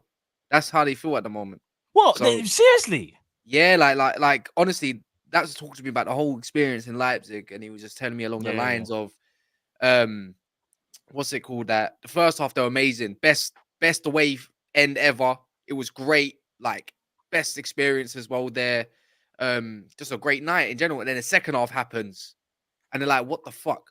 Like, they didn't expect it. It's like, what the actual F? Do you get what I mean? So so then he was like that, and he was telling me, I don't even know, like, we're gonna go Bournemouth, and a lot of us are not even confident that we're gonna go get there and get a W, because we don't know what we're gonna get these days. So on that notice, can I just say though, like, in terms of them, like, they have no excuses. I'm sorry, everybody on this panel knows they have no excuses not to be beating Bournemouth. They have no excuses not to be beating anyone, to be fair. Exactly. The team they have, the manager they have, the amount of time he's been there. I'm sorry, this is ridiculous. How do they get away with this? But they can get away with it though, because the only reason why they can is because their manager has won so much, won many prems, and if anyone wants to do a rebuild, and you're gonna trust anyone to do a proper rebuild, is Pep Guardiola. I hear that as well. Do we think he's actually trying to do too much since the World Cup? Because I swear, like, obviously with the amount of goals Haaland scored in the first half of the season, Pep made these weird comments being like, "Oh, we're still trying to work out how to actually play with Haaland." So he seems to switch up his tactics quite a fair bit the second half. Yet it somehow made things worse. Like, there was. I'll be real. I don't think Haaland's is signing. I don't think it's a club signing. So? No, I think it's a club signing. Can I ask you though? Like, you don't trust Klopp to do a rebuild? Oh, hell no. No. Because I know. Why is this about Liverpool? We're talking about Man City. No, I don't. I don't understand why you always do this. I do, because it's been the Klopp versus Pep thing, best manager, whatever kind of situation. I wouldn't trust Klopp with my rebuild. But if there was actually no, to be fair, but if there was a Lee, good team like Michael Edwards back then to rebuild it for him, because I think Yeah. Klopp talent ID is shit, bro. Trust me, Mm. whack. Then I would trust Klopp to go do the job, probably, innit? I don't think Really? he ain't got good talent ID whatsoever. I think he does. However, I don't think it's as good as what Limited. Yeah, I do think it's limited. Actually, if I'm being honest, I don't think it's like I'll be honest and say someone like even like a Pep Guardiola probably has a little bit more for talent ID. Like I think Klopp is good, but I think there's been shortcomings, and you can see it without your Michael Edwards there. Like, because I think Edwards challenged him. That's the thing as well. I think sometimes you need to be challenged, and I feel like what's going on with us at the moment. I don't know if that turns on to us, but quickly. But I'll just say, Klopp probably has a little bit too much say. And because he has too much say, no one don't really challenge what he says. And I think he's been able to get certain signings and no one can't really say nothing. When really and truly, if that was under the regime of Michael Edwards, I don't know if that would happen. Because we weren't even really supposed to get Salah. We were supposed to get, I think it was Julian Brand. And we weren't even supposed to. Do you see what I'm saying? There's players like they're good players, but they wouldn't have been, you know what I mean? It wouldn't have been Salah and even Mane and X, Y, and Z. So And he wasn't never meant to get Van Dijk either. He was meant to get no, he wanted Van Dijk. He wanted Van Dijk. He wanted shoes. Huh? Yeah, he wanted shoes, not even Van Dijk. That wasn't his thing. No, I heard that one. That was a Michael Edwards signing there. Nah, I think that was I read. No, I remember seeing that, bro. Trust me. It was. Do you know why I know it was Klopp? Because I remember they offered Klopp. FSG were like, we can get you another centre back, and he was like, no. He was like, we're not getting no other centre back. I want Van Dijk. And remember, because he's the one that met Van Dijk in Blackpool, wherever it was in it, and you know what I mean. We got caught. So, but anyway. Wait, hold on. So you said that. So you saying that Liverpool and Klopp cheated? Is that what you're saying? Lee, this isn't about Liverpool. We're not speaking about Liverpool. Why are you trying to always add syrup to the waffle, fam? Please, just stop. I'm asking. There's enough syrup around here, fam. Wait, hold on. Matt, I didn't know this. I'm just asking. Lee, this ain't Liverpool segment, you know. This ain't Liverpool. I see what you're trying to do. This is not Liverpool segment. Bro, it's not Liverpool segment. Is it Liverpool segment? I didn't know. Okay, you know what? Let me Google it.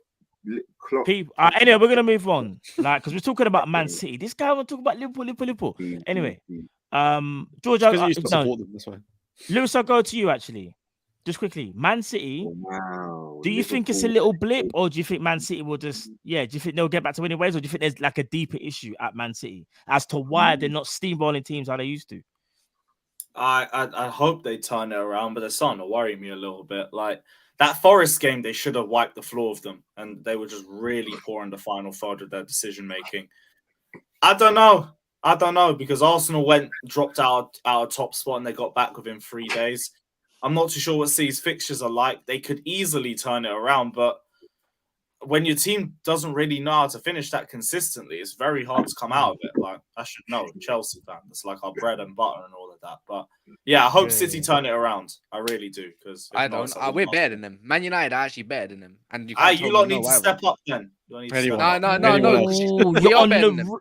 You think you're better? No. Let me ask you a question. No, Cats, that's perfect. No, that's perfect. You know why? We're gonna go to your segment. No, we'll go to your segment. We're gonna because I think we've kind of already said everything about City. Let's talk about Man United, because what I wanted to say is, like I said to Lee beforehand, listen, I'm fair. I will always give a team their flowers, and you know I give certain teams more flowers. It's because of consistency. And that's just one thing I've always said to Lee. I said, even if Arsenal do well, I will give you your props. However, I want to see consistency. So that means the season after and the season after. Yeah, I want to see what you do for the next 3 years. All right, cool. So, Cass, you just beat Barcelona. You're on a hype. You're happy. Ten Hag looks like he's really got it right now, bro. Like you just said, you feel like you're better than Man City. Yeah, we are. Rashford is playing out of this world. Let's keep it up. Rashford didn't even score today. I know, but look at the effect that he's having on all the games, bro. What do you think? What do you think has happened to Man United? And that sounds silly, but has everything just clicked now?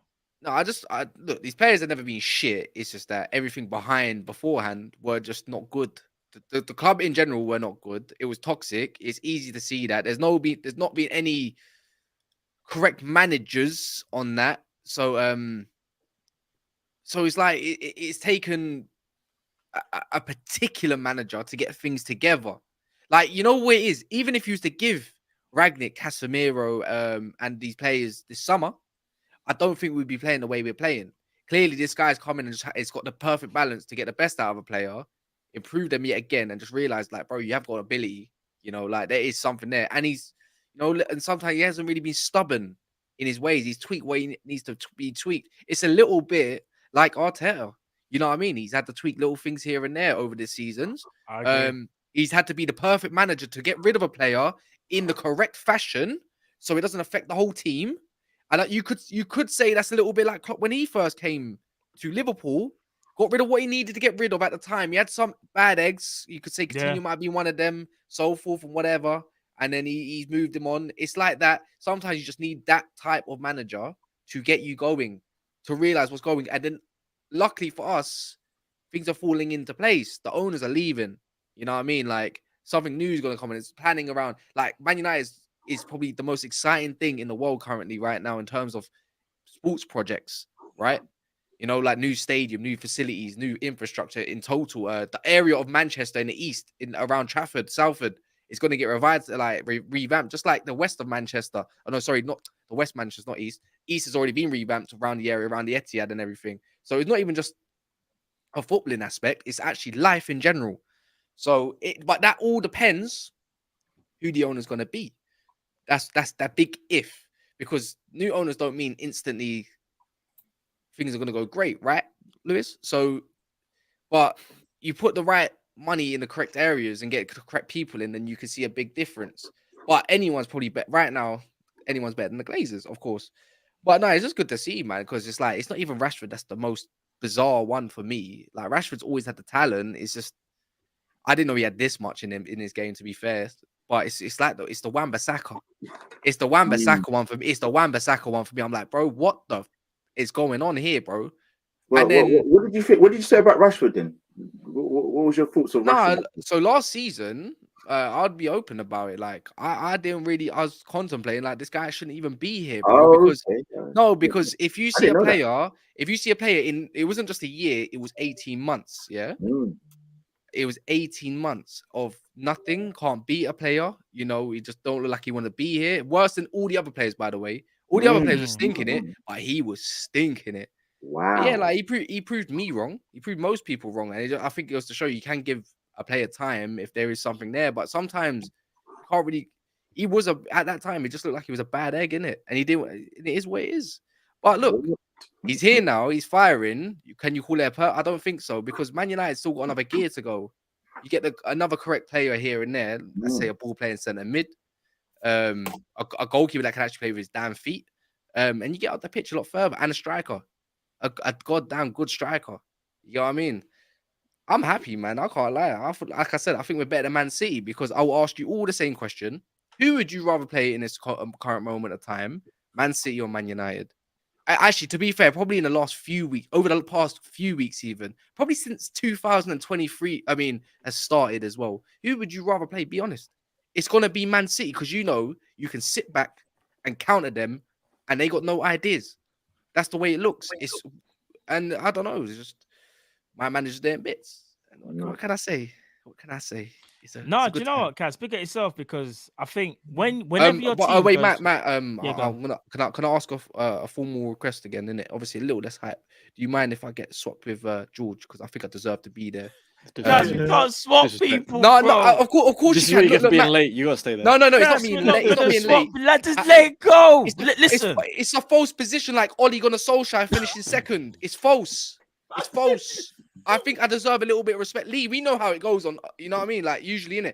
I do think you need to calm down a little bit. Like no, I don't. Listen, well done for today. Well done for today. Look, 7 months, and we're gonna win a minimum 2 trophies. I need to give you. Hold on, I need to give you a bit of props, because I'm still not that high up on Ten Hag as well. But I'm gonna say for today, where you're at, well done, fantastic. Like you're into that. You finished second, and then you beat Barcelona. So well done for that. Because the best team in La Liga currently that has to but that's a false. The biggest clubs came out. You know what I mean? No, it's not false. They're 8 points clear. ultimately, look, well done. You did what you needed to do, and good. Like, hopefully, you win on. Well, for your sake, I hope that you do beat Newcastle on Sunday. But I actually think you're going to lose.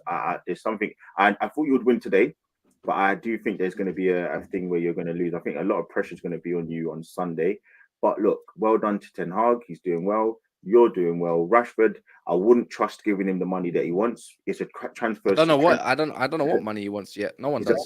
It's a contract year. We all know what happens with players with contract years. As an Arsenal fan, I've been scarred with it. I've been scarred with it. I would not be giving him the 300k that he wants. He doesn't want 300k. He's gonna want Mason Mount wants 300k. We got a cap now. Well, look, if he's smart, he's matching the highest earner, who's De Gea. Yeah, and you know what? And De Gea's actually taking that pay cut under 200 grand. That's it's like a take. That's the way it's looking. Look. Ultimately, I've heard under the pay cut. There's no way that Rashford, Saka's getting a new contract, which is 200k. I heard he signed it, by the way. Yeah. I knew from months ago. I knew that. Yeah, same. I'm saying 110% that Rashford is not going to take 200k. It's not going to happen. No, but I think on a base salary, but I think a lot of I think if he wants to stay at the club, which is exciting, it's again, of course, you're going to have to bow down to a player demands in a way, but I think a lot of them will come through bonuses, which I think he'll be much luxury. Rashford's on a good deal already, you know. Yeah, he's on a good deal. That's the issue. He's already on a good deal. So I think the new clubs, the way the club's been, we overpaid. Well, I wouldn't say overpaid because I think Casemiro, you can't deny what he's doing. He's on his 300k, 320, whatever the fuck it is. But with Rashford, it's like you still need to settle him a little bit. Don't give it all the way because I don't want him. I would like Garnacho. He wanted 70k. He's not getting nowhere near that. Malas's wage down there, bro. Go look at all our new signings. Ericsson, 200k. He's in his 31. He's what 30 years old. Deserves that, man. Being there, done that, cool standard wage. And that's my point. My point is that a lot of people are still not trusting Arteta. I'm sure most people in this panel still don't believe we're going to win the league. They don't think that next season we can do what we're going to do, what we're doing currently. So I'm not going to do the same thing for Ten Hag. I think next season, look, I mean, I normally get my prophecies correct. I don't think you're going to do as well as you did this season. But listen, we don't need to worry about that for now because, as I said, I need to give you your props for now and this week because you look good. Like, you're I'm just waiting for that downfall lead that I've been getting told week on week. Oh, it's gonna happen. I didn't say that. No, not you, but I'll name and shame some people if I have to, innit? Yeah, but like, this week, next week, this week, you're gonna lose this game. This is where it begins. I've been trying to hear it. I can't be bothered anymore, bro. I've been hearing that for the last. I mean, big up to the likes of Beijing Bonds and all of them lot. They've been saying that for the last 21, 22 Premier League weeks. That is the what about for Arsenal? About Arsenal. So look, it is what it is. But can't blame them. They had no faith in you. Look what you've done for the last 4 years. I know. I know. Not too far than what you've done in the Premier League. So yeah, it is what it is. So listen. Anyway, we're gonna move. We're gonna move. They even won nothing yet. You know the maddest thing. Bro, I swear down. The syrup is literally falling off. There's so much waffle. You know what the maddest thing is? You know what the maddest thing is, mate? Yeah, Matt. You know what the maddest thing is? Yeah, we're in a final. We're in a final, yeah, and we just beating the best team in the competition. I know. Bar Arsenal, of course, yeah. Yeah. And all this stuff. We're actually gonna win. They're going on like they've been winning, bro. Or in a final. But this is what they don't have it. This is what I'm saying. Are we going back? I'm just saying. No, it's just the way you're coming out. Like you beat. I want to quickly switch to George though, because George's been waiting patiently. George, let me quickly ask you about Man United. Sorry, George. Lee just loves the syrup, fam. Just leave the waffle alone, G. Leave it alone. This guy, the glaze and that rotted. All right, George. Yeah, you see what Man United are doing. Is there even a little bit of part of you that thinks, do you know what? Ten Hag would have done really well for Spurs? Because I know you shouldn't really look at other people's manager and think rare to tear, but Ten Hag is doing a good job. And I'll be honest, when he first came to Man United, I thought he would do good, but he's actually surprised me on how quickly he's actually turned it around. Bro, they're 3 points behind Man City. Now, albeit we can all sit here and say Man City are the same, that's fine. But you also got to give props to Man United and especially their manager, the way how they're playing. They're doing unconventional things, bro, by playing like Weghorst in a 10. I'm not saying it works all the time, but he's just calling Weghorst. No, I said, is it Weghorst, in it? No, his name's Weghorst. I just couldn't work. Oh, Weghorst. Sorry, my bad. See, I'm not even trying to butcher. But we do have one at the back, by the way. He was fantastic today. No, fair play. But now, George, what are you saying about Ten Hag, bro? Has he really impressed you? Listen, I wanted him before we got Nuno. You can I look knew back at the it, bro. tweets. You can look at everything. Yeah. He was my number one target after what's it Bro, called, it's a after serious Poch, whatever. manager, But you know. Can't lie, bro. unfortunately, for some whatever goddamn reason, because of our owners, they said he failed the Mm. interview and that he didn't show any characteristics, and that is He why we didn't failed. get him. What? That's supposedly what we've heard. No I heard that. disrespect. Yeah, I heard that No yesterday. disrespect. I think he just probably Daniel Levy. No, he probably said, "Daniel, what's the budget?" And Daniel said, No, I "You got to sell a couple players." Yeah, fam." I genuinely heard him say that he supposedly failed the interview He from our never owner's failed, bro. perspective because either his English wasn't as good at the time or he just wasn't showing any characteristics, and I was baffled because like it was very boring, but I didn't end up releasing the video because it was so boring. But I basically ended up doing like a fucking business model to work out what manager would work best for us next, and he came flying through different colors compared to the other ones. So yeah, I wanted it at the time, and I'm not really surprised that he's managed to turn things around. To be honest, I think he's a very good manager. I think he's quality. Lewis, I'll go to you next. Like Lewis, do you yourself look at Ten Hag and think, right, you know what? As good as I think Graham Potter can be, but if maybe that was a Ten Hag in charge who clearly knows what he's doing, remember he's done very, very well at Ajax, bro. Do you look at that type of manager and think maybe you should have gone for him, or could you maybe try to get him before Man United? Yeah, I guess. But I think like that's where like Boehly took his L with the timing of sacking Tuchel. I said you either walk right in and sack him off the dot, or you wait till the end of the season and you do it then. Doing it at the start of the season when we've already gone through 7 games makes no sense. So I do look at Ten Hag a lot and I think, okay, look how quickly he's implemented his philosophy, and United fans understand what he's trying to do, and they already see like the improvements from Ten Hag's football to what they've seen from Ragnick, what they've seen from Ollie. I'm looking at Potter and I'm thinking I'm not seeing any improvement. So yeah, like if I had the opportunity, I definitely would have taken Ten Hag, but he's at United, he's doing brilliantly there, and that's just an example to me of what I need to be seeing at Chelsea, but we're not seeing that. One thing I actually do like about him the most, I think, at the moment is the fact that he's willing to drop players no matter what. Like Anthony, for example, obviously brought him in for a lot of money, but for a lot of the time just didn't play him because he wasn't good enough. And then but then I respect came on and scored today. So it's like what he did it earlier with Maguire and co, like actually fully dropping them when they should have done. That's something I could genuinely respect from his manager. I agree, because I think one thing Ten Hag has shown is that he's not.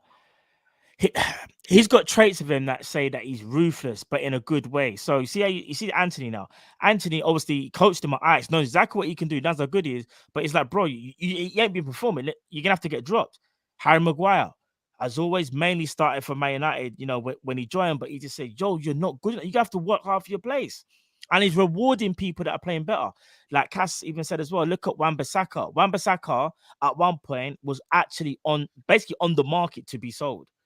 Like the Man United wanted to get rid of him apparently, but now they're rethinking that, looking at how he's progressing. You can only really give. Listen, I'm a Liverpool fan, but I'm a football fan. I've always said this as well. You can only give people their props when you know what I mean. He's a real coach, bro. He's a proper coach. You know what's more impressive for me? Yeah, I think it's the way he conducts himself. You know, he's in interviews, and he's like, "No, I'm here to win." Like it's not like, we're gonna see what we can do. We're gonna count. No, we're here to win, and we'll play how we play. Like it's one of those ones, isn't it? And it's like, there's no favoritism, as you said. I think come away from them days. This is what favoritism gets you. He's like, you're gonna get dropped. I think Bruno said it to Rio Ferdinand today in the interview. You know, he gave the big bollocks and he stuck by it. You know, he mentioned sending Sancho away to go help himself. Bruno was for him. The Ronaldo situation, Maguire, and so forth. Even Rashford against Wolves on fire. You're late. You're getting dropped, and then come back with a response. You know what I mean? It's like he commands respect, but it's like, doesn't command it in a way where it's out of fear, like a Mourinho maybe, or kind of thing. Like like it's like he's earned the respect, but then it's like you're giving the stern eye. You have that teacher, where you really like in it, and he can talk to you on a level, in it. It's like one of those ones. It's like, right, like if he's to say I'm disappointing you, it really hurts you, innit? It's like, oh, damn. Like okay, next class I'll behave. Like, you know what I mean? I apologize. I'll do my work, and then whatever, innit? But it's just the way he conducts himself. I like it a lot, and he plays the strongest team. It's like, I think this team's gonna win, and this is what we're gonna do. We're not gonna chop half the team for the sake of it, and that's it for me, man. Really, otherwise you just sick of those Ole Gunnar Solskjaer moves. Like Ole would be like, we're gonna try counter the team, and then put out a team with favourites and try counter the way the other team plays. No, you're gonna have to try come here and play and counter the way we play, whether you like it or not. Which it should be like that anyways with any club, really, and any manager. This is where I think Conte is missing a buck at the moment. Yeah, no, I'll be honest. I agree with that.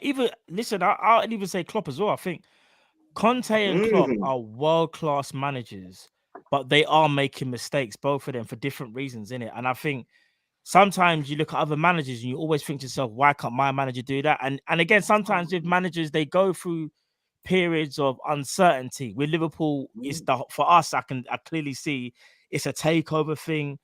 Klopp's obviously not been in a position like this for a while because we've been successful over the years. So, and it's very hard to keep this thing rolling and ticking. For Conte, it's very different. Conte coming from another league, another country, bro. He's done very well wherever he's been, and he's under a lot of pressure.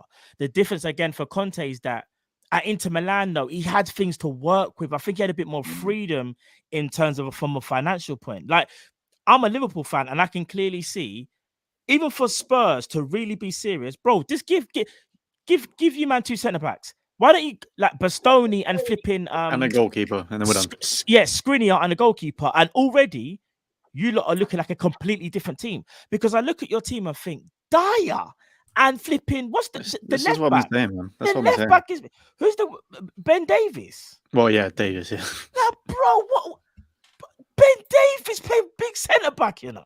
he's been at Spurs for 9 years now as well, I think. But that's crazy to me. That's like Arsenal playing. Who's that left back that you had? Oh my days, Danny I've Rose. forgotten. No. Yeah, Danny. No. It's like if Arsenal still had Holding or something, and they play Holding centre back. Like, Jan Vertonghen. Oh, and like Cedric and stuff like that. No, Jan he's talking about- Vertonghen. yeah, like, you know, when it was time to go, like Arsenal, when it was time, they finally got rid of the players. But Lee, you'll probably say the same thing. You maybe held on to some players a little bit too long, innit? And then you finally got rid of them.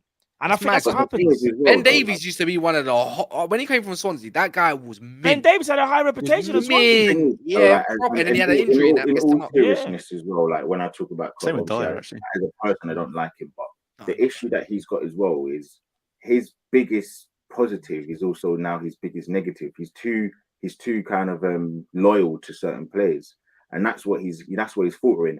Also, we have to remember as well that Pep Linders hasn't put his coin in Klopp's back pocket to tell him what to do. So that's another thing that you got to remember. I'm not even gonna bother. People, listen. No, Let me read everyone this. keeps forgetting that we got to blame. Let me read Pep out this. Linders, no? Right, That's what everyone super keeps saying, no? chat. Joseph, big at yourself. Love to Matt and Kopish, and hate and suffering to all rivals. Rotted. Big up. We're already there, my and- friends. We're already there. But no, listen, people. It's been a great show. I'm glad Cass was able to make it in the end as well, just as well as you, Lewis. Obviously, unfortunately, Daps couldn't make it. He's still traveling.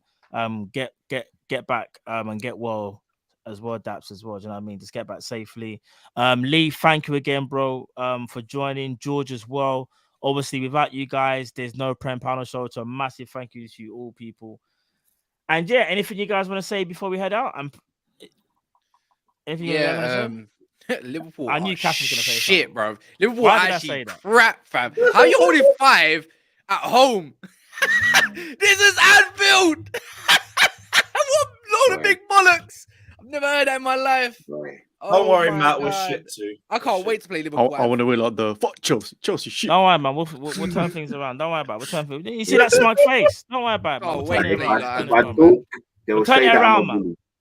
We'll turn it Lewis, around. I No, want but to see you listen, cry next week. Oh, listen, don't we worry. better You'll win, get you your know. wish. I can't- For we once, better man. win. For once We in the better- stadium, I want to see us beat you lot. Fuck's sake. 2-0. No, we got to beat This by a is better Tuesday team. I can't afternoon even for lie. the Even Blues. though the tactics are not poor, we got to beat by a better team, man. You Can't meant wait to to say play you that got beat by your Anfield, daddy. We got to beat by a your better daddy. team. We got to beat by a better team. Your daddy. Oh, They're a better man. team. Beautiful night. We're Champions League. I don't understand why Arsenal. This is what I don't Why are you saying understand. wait. You're not Champions League no more. Arsenal. You're out. You're going to be out. Arsenal. I don't really care, bro. Europa We're League is still better there. than Champions League this season. You know what? No, With no, that one, but the team's in I it. But the appreciate team's in love. it, and the Love fixtures is you much lot, better. love. It's much better. People, these lot know do what this I to me mean? all the time. I give them an olive branch, and all they want to do is try to punch No, man Matt. in the ribs. Matt, seriously, I don't understand. seriously, yeah. All the time. I always give Cass an olive branch. My My last man's point, giving me a rib shot, Aye. and you as well, Lee. Go on. I don't want to see Yeah. Liverpool go to Real Madrid and lay down and not put up a fight and Chelsea, I remember last season, 12 months ago, or even less, they went to Real Madrid, they went to the Santiago Bernabeu, and they put in a great performance, and they lost in the end, I believe 3-2. Good times, they were Good a couple of minutes away. They were a couple of minutes away from winning and going through. They scored 3 goals. I don't want to hear no excuses. I don't want to hear no excuses because last week, everybody, you guys will remember, maybe you weren't here, Matt. Everyone in it, all you Liverpool fans, all you sad little Liverpool fans, Europa League. Do you remember that, guys? When you They're were not mocking sad, bro. me, They're just you were mocking me. You were taking Of course they can mock you. Of course. the game. They were taking it. Okay, so now Of course they can mock you. Europa League. So now you guys, you guys were. You know, it was unbelievable the way that we lost. So, Unbelievable, you know. Everyone got their little, they got their jabs. The comments are relentless. Last week, the comments got me nice.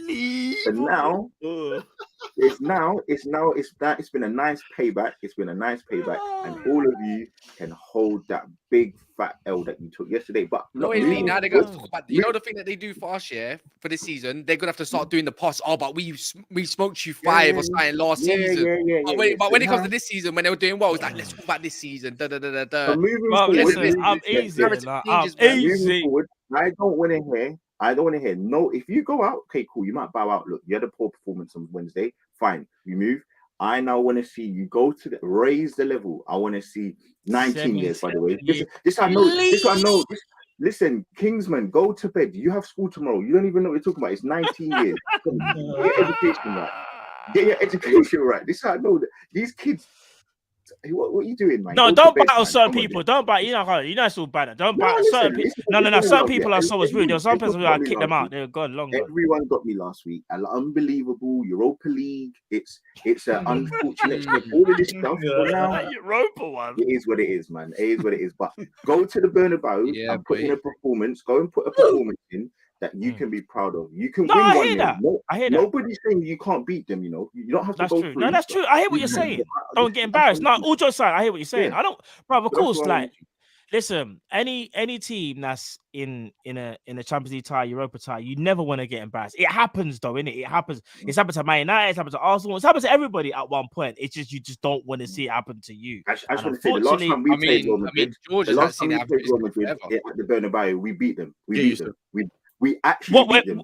You talk about when Henry was there, innit? In the yellow top. Oh my gosh!